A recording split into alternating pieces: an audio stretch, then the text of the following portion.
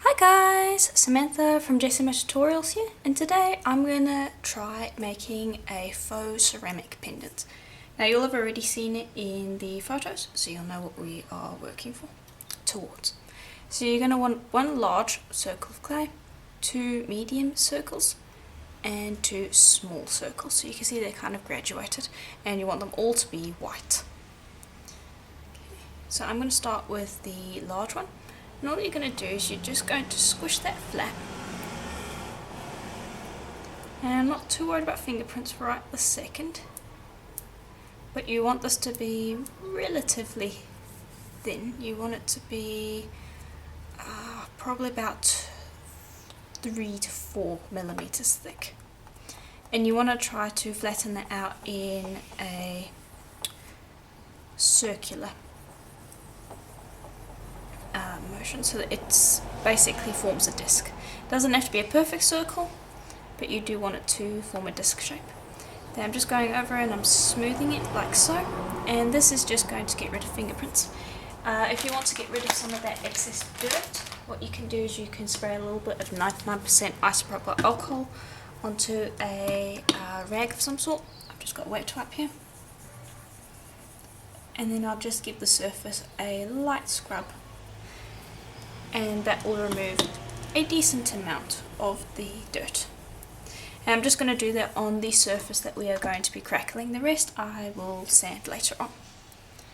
Okay, so that will have removed most of the fingerprints. I'm just going to run my finger alongside here to get rid of most of that. Then we are going to heat gun it. Now the surface of the clay is shiny. At the angle that the camera is right now you can't really see it, but if you tilt your head to the side you'll be able to see that it has a glossy surface. When you use the heat gun, preheat it and run it over the clay until you see it turn a matte colour. You'll be able to see that quite easily at the right angle. So I'm going to do that. Let it preheat, then run it over the surface.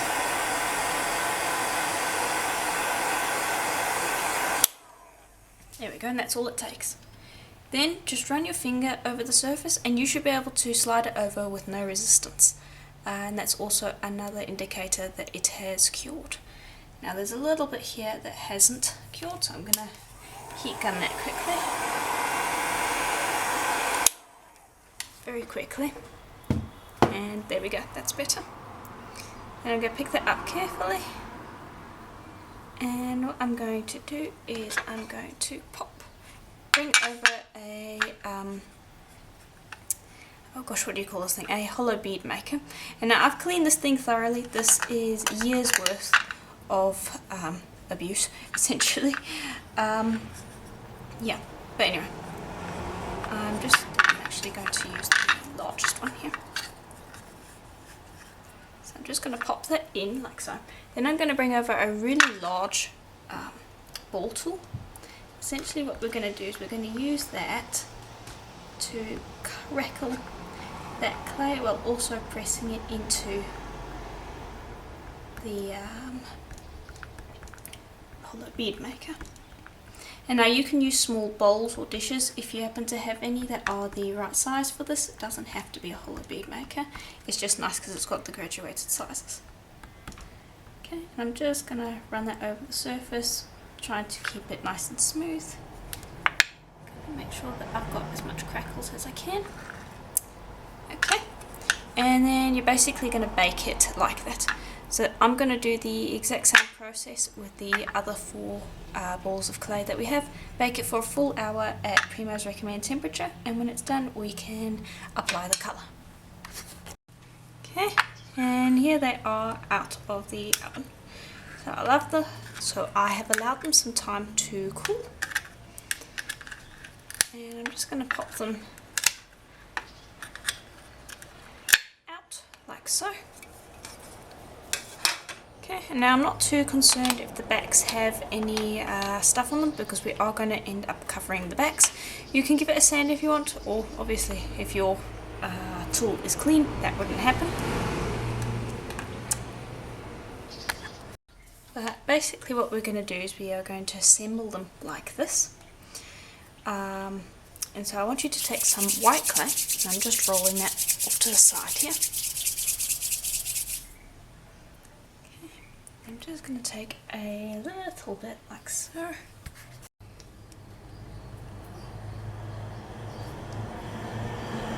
And what I'm going to do is, this can be a little fiddly, but you just want to form it into a little bit, just a cylinder like that.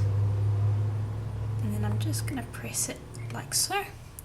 And I'm going to repeat for all of them, just in that seam area. Okay, then the next step is going to be to go in and just use a ball tool to smooth those edges, like so.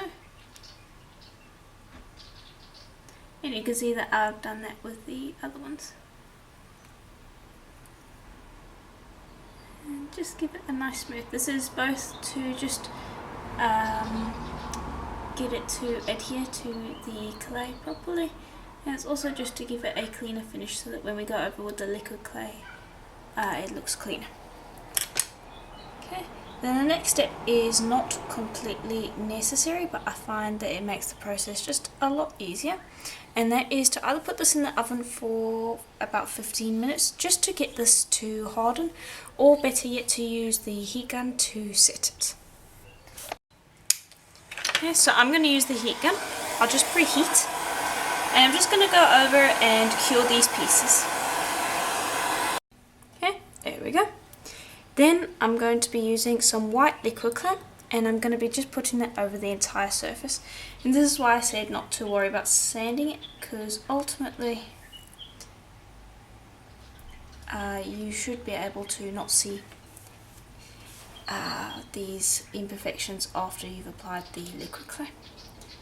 So I'm just going to apply a bit like so, just to give us a starting point.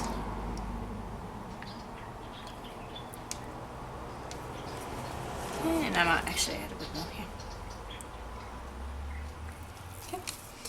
Then I will just use a brush, and I'll actually just hold it, the ball tool here. And I'm just going to brush that over the surface like so.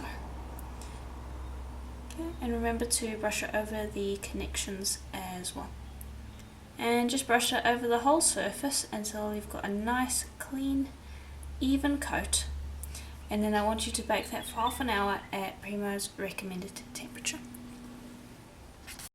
Okay, and then after I baked it, I applied a layer of white paint to the back just to make sure that it's completely white, and I also wanted a matte finish, and then I baked that for 5 minutes after the paint had dried.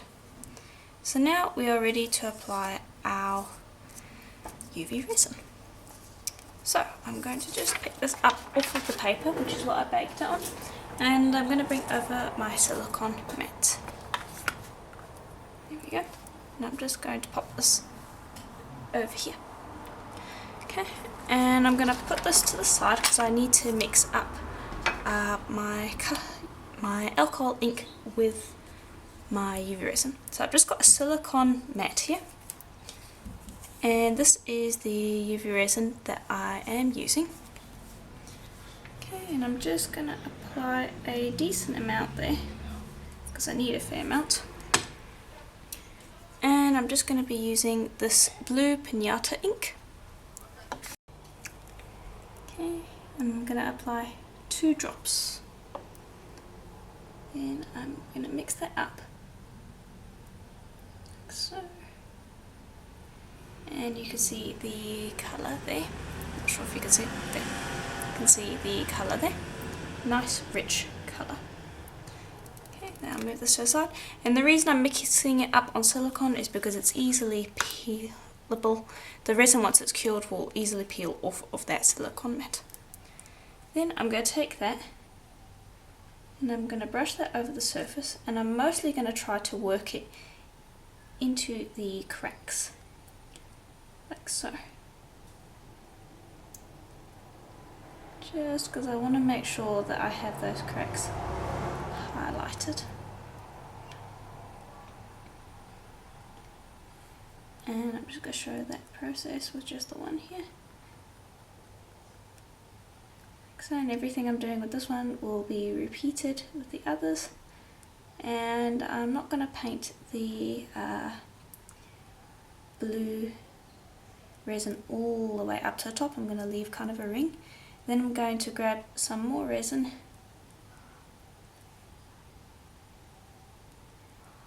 and I'm just going to apply that in because I want to have almost like a gradient of sorts, so I want the blue to pool in the base, like so. Repeat with your others.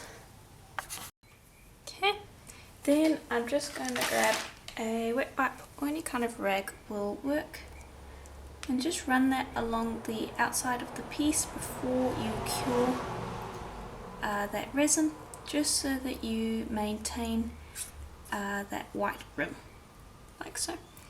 Then when I'm done, I'm going to apply this under the UV light for about 15 minutes just to make sure it's completely hard.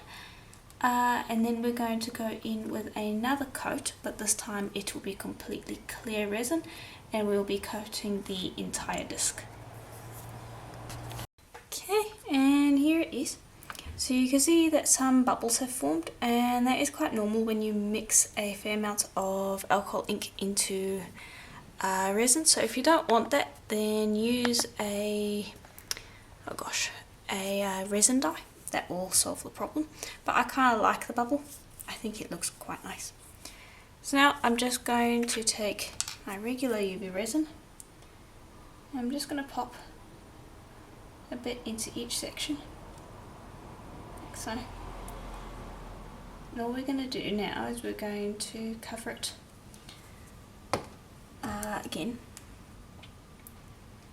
I just want you to take it all the way up the sides and over the edges slightly as well, so that you've got a completely clear coat over the whole surface. Then pop that into the UV light for another 15 minutes and then we can drill and assemble our piece. Okay, and here it is out of the UV light. So now we are going to apply our eye pins. I've done one on one side, and now I'm going to do on another side. Make sure you have one with quite a small stem, because you sometimes, just show an example, usually I use ones with a fairly long stem, as you can see over there, but that will end up piercing straight through the piece, so just get one that has a nice short end over there.